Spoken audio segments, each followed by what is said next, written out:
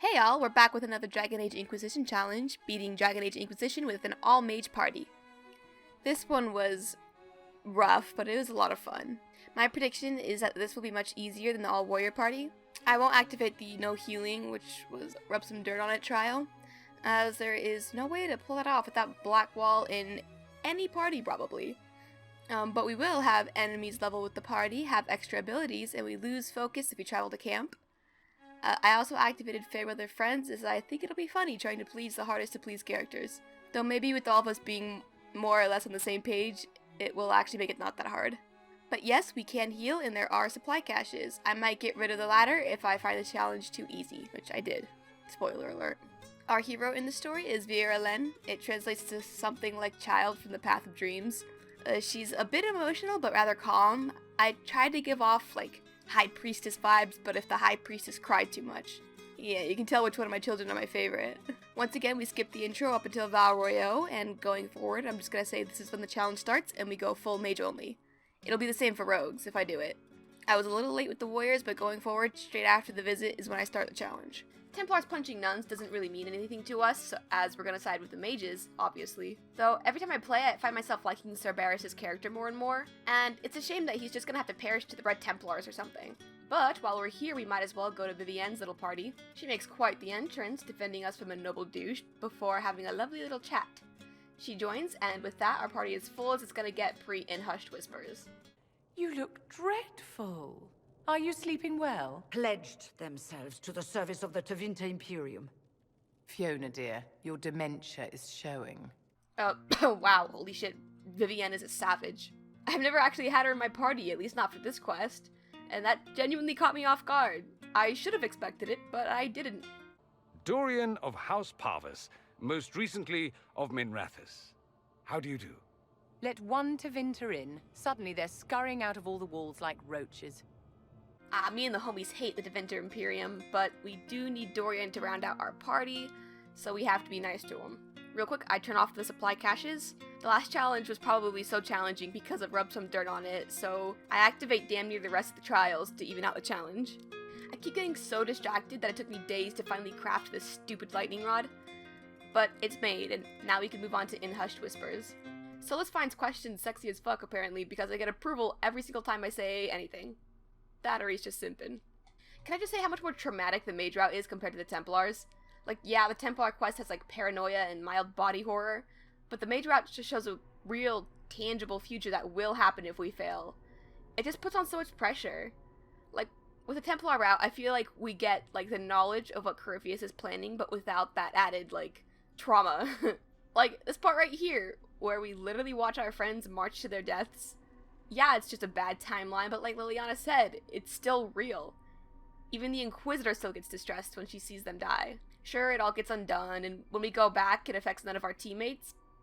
But somewhere out there, it still happened, it's still real, and we're just the lucky ones who managed to escape. Also, the keep was broke when I started this game, so I had to use a save editor. But for some reason, Alistair is still king. I did some googling, and it turns out there's one last plot flag I forgot to switch from king to warden. So I had to edit one more line, but now I'm pretty sure he'll show up as the warden.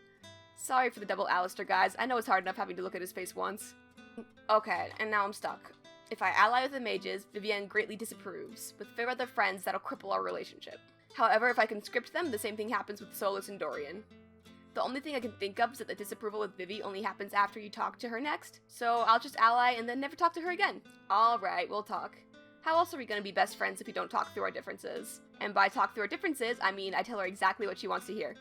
But actually, we end up at 13 from 23 pre-quest, which is not too bad. Still would have preferred the approval to be at 35 by now, but beggars can't be choosers. We grabbed some shipment chest items, not much, just a belt and some diamonds. The shipments are often just expensive junk that you can sell for a good bit of money. Although, at least for the Haven part, once you move to Skyhold, I noticed there was a lot of weapons, and then towards the end game, there was a lot of Fade-touched material. We then talked to Cullen. We didn't really care to talk to him in the last video, so I figured we can talk to him now. Josephine asking under what banner she's about to end someone's entire career. Cole's got an equally interesting and slightly easier to understand entrance here. Cullen better watch himself though, scaring my baby like that. Also, it's cooler seeing Sam sit up there. Yeah, I know that bastard. I went to go recruit Cole to get some approval from Solus, but apparently Vivienne loses her shit, so let's just pretend that we didn't remember him. Also, why does Dorian congratulating me on being leader of the Inquisition feel sarcastic and passive-aggressive? I busted out an older hawk of mine for this playthrough. She's a mage. She's also a bit emotional, so I believe her and the Inquisitor will get along just fine. Man, guys, I miss Blackwall.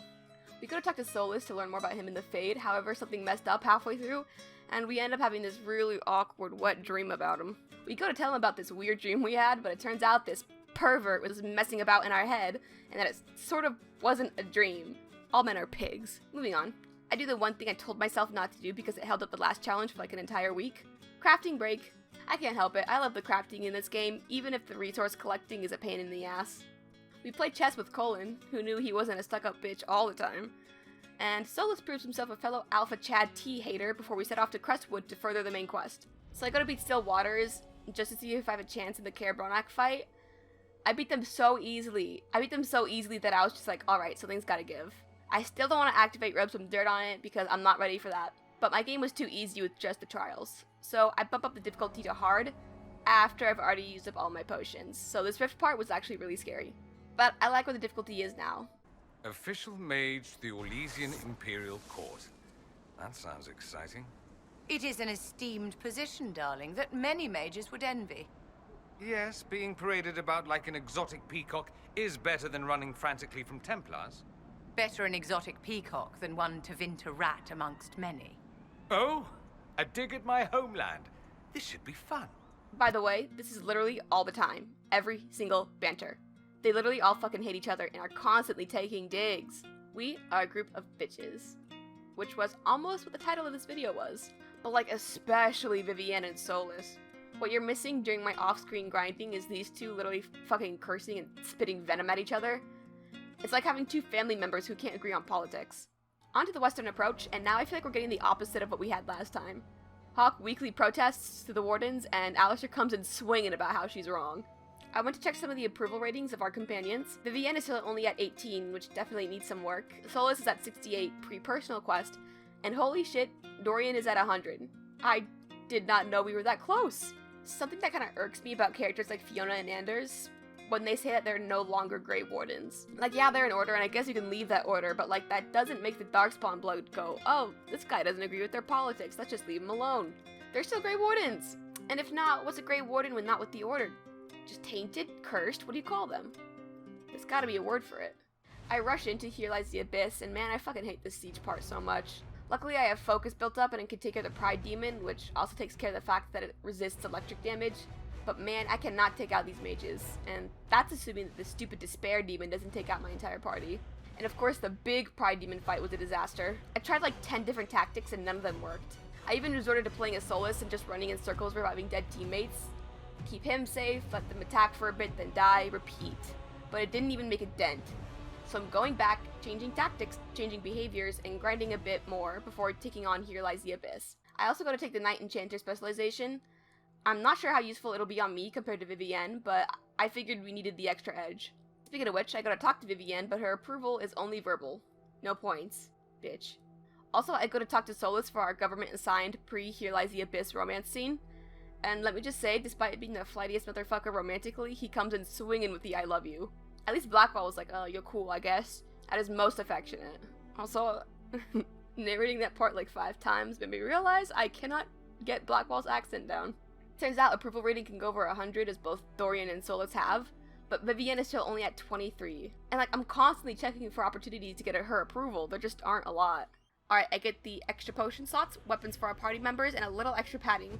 I've also made it so that they don't automatically use potions. And with that, we're ready to try again. Alright, so immediately the first Pride Demon fight was a breeze. We faced a few hiccups, but overall we're having an easier time. The second Pride Demon fight was a bit much, bringing us down to 8 potions, but we're still doing good. And yeah, I know the second Pride Demon fight is completely optional, but I never leave my homies hanging at the battlements.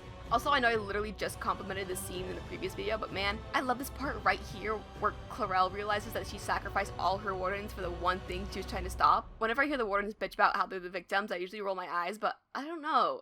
Sometimes I actually stop and appreciate this scene and I kind of get it. Too bad we have to exile them to get Vivienne to like us. Also straight up, I didn't mention it in the script, but I just remembered. But this big Pride Demon fight was such a pain in the ass that I just ran past it. Like, yeah, I'll fight that optional Pride Demon fight, but this one, nah, I'm gonna skip it. I don't suppose you have any words of wisdom for this part of the Fade? Why would I ever voluntarily come to this part of the Fade? Fuck you, Solus, Mr. Fade expert. I was just trying to let you show off your knowledge, smartass. Going to check out the graves again, and it just reminded me. I checked the wiki, and apparently Bull's graveyard fear was madness. I have yet to actually see it, but I wasn't too far off with the whole demons thing. And for our companions, Solus fears dying alone, Dorian fears temptation, and Vivienne fears irrelevance. Which, what a bunch of shallow bitches. Solus and Vivienne especially. They're always pretending that they're better than one another, but deep down they're really not that different. And I thought being a party of mean girls was just me being stereotypical about mages, but no, they go all out in this game. Though I did just figure out what the title of this video will be.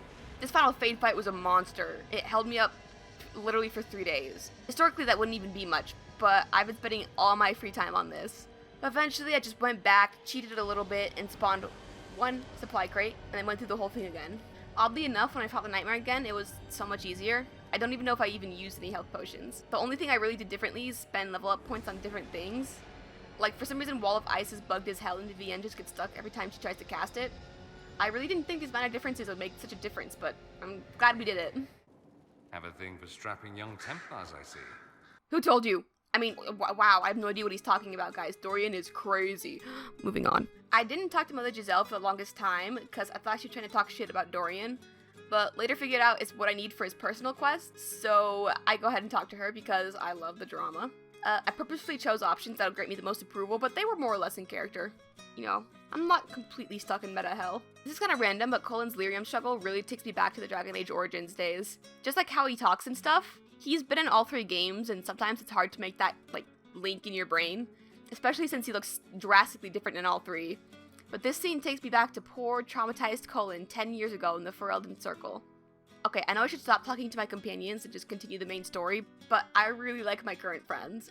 Colin directly asks me how I am after talking about his problems, and Dorian more or less did the same in another chat I had with him. I'm just not used to friends actually asking me how I am after unprompted trauma dumping.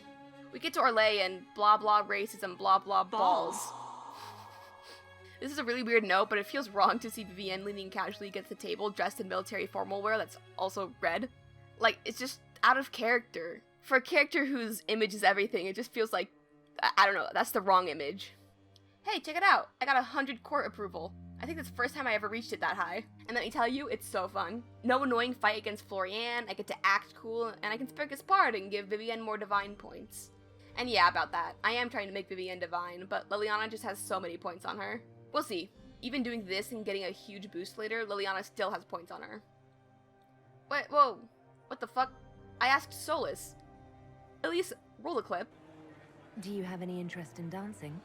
A great deal. Although dancing with an elven apostate would win you few favors with the court. I asked Solus. What the fuck is he doing here? People are gonna start getting the wrong idea. If he's not toxic, I don't want him. Also, quick update, Dorian is my best friend. I know I said we were all bitches, but he's officially excused. He's officially my ride or die. Real quick, I just want to say how confused I was doing Vivienne's personal quest. I was tabbed out, and when I tabbed back in, I see her give this old dude a potion and then he fucking dies. I was just confused for days on whether or not the Wyvern Heart was just hard work all for naught, or if she just poisoned him. Who knows? For some reason the grind here was a slog. It also held up my game for a few days. I had to resort to buying power at the power vendor, which is something I've literally never done. But all the side quests were too hard and or bore too little power. Which, yeah, I know, isn't a good sign going forward, but, you know, I wanted to go forward. Okay, and I promise this time I'll actually use all the Storm Heart that I collect. I'll be honest, I've never gotten this far in the mage route, and let me just say, Samson is fucking scary. I don't like looking at his face, man, he freaks me out. Get him off screen. And there's no way in hell I'm jumping in after him, no. I'm stalling for as long as possible, by going through these puzzles and somehow ending up in the same place as if I just jumped.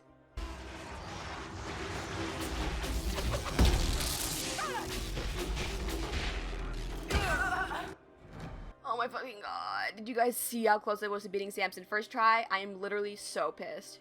We drink from the well and take a pretty big hit on approval for both Solus and Dorian, but once again, it would have been even bigger from Vivienne if I let Morrigan drink. Plus, fuck Morrigan. I'm the elf here. Anyway, I checked my save and all companions still have over 100 approvals, so yeah, now I'm officially besties with all my party. No more incidents like with the Iron Bull. And I am sorry. I distracted you from your duty. It will never happen again. Well, shit. Solus just dumped us. Was it because we drank from the well, or was it because we were cheating on him this whole time with Cullen? Or are we just ugly? It's probably the last one. Speaking of Cullen, I go to talk to our ex-Templar, and this sweet little cutscene teleports me into the garden. Right where I need to be. Thanks, Cullen. Okay, I held back last video, but now I gotta say, does Morgan have smallpox? What's wrong with her face? Last time I thought it was just a glitched persistent gore, but now I realize the spots are too spotty. Did she get sick? What's wrong with her? Maybe it's a stress breakout. Don't worry, girl, I get you. I never really thought about it, but there's red lyrium in the raw fade. We've seen lyrium there before in Origins and such, but I've never seen giant towers of the red stuff. I wonder what that means. Go to it. Summon the dragon that is its guardian. Fuck, I forgot I need to fight a dragon. Shit. Apparently, Morgan's lazy ass can't do this one thing for us unless we directly benefit her. Definitely not because she doesn't know how to turn into a dragon without Mythal's help. I thought the game crashed when that split second of black happened before the cutscene. I about had a heart attack. Also, I forgot to unpause the recording, so you missed the whole ending. Whoops. Anyway, our dragon dies, and I found that the fake archdemon was actually weaker than if Morgan was the dragon on your side. Or maybe it was always weakened and now is struggling too hard in the last fight to notice. Although it would make sense if it was weakened because you had, if you drink from the well, you get the extra dragon fight. So you might as well, fight two halves of the dragon instead of one whole dragon, Either way, the fight was easier, but just as, if not more confusing than last time. And to be honest, this whole ending was a lot easier than last time. Though I did spend some actual time grinding so that we had tier 3 armor and weapons. Speaking of ending, I couldn't get Vivienne to be divine. I was gonna cheat before the game ended, but I forgot and Liliana became divine. It was the allying with the mages that did me in. I just could not catch up from then on out. Vivienne doesn't get as many opportunities to gain divine candidacy points, and Liliana gets them if you blink funny. Also, here's the post-game scene. Solus eats Flemeth, and now he's the bad guy. Duh. So yeah, that was both somehow easier and harder than in the last playthrough. I feel like I died so much more in this playthrough, but I also didn't. I definitely needed more time and grinding than in the Warrior Challenge, though. Next challenge, we take a break from Dragon Age Inquisition and do a bit of foreshadowing. Dragon Age 2 with only rogues. I have a feeling it'll be a lot easier in 2 than in Inquisition, and I'll take all the practice I can get. But, as always, thank you so much for watching. Leave a like if you liked it, subscribe if you want to see more, and leave a comment down below if you have anything to say. I love you guys, and take care of each other and yourselves.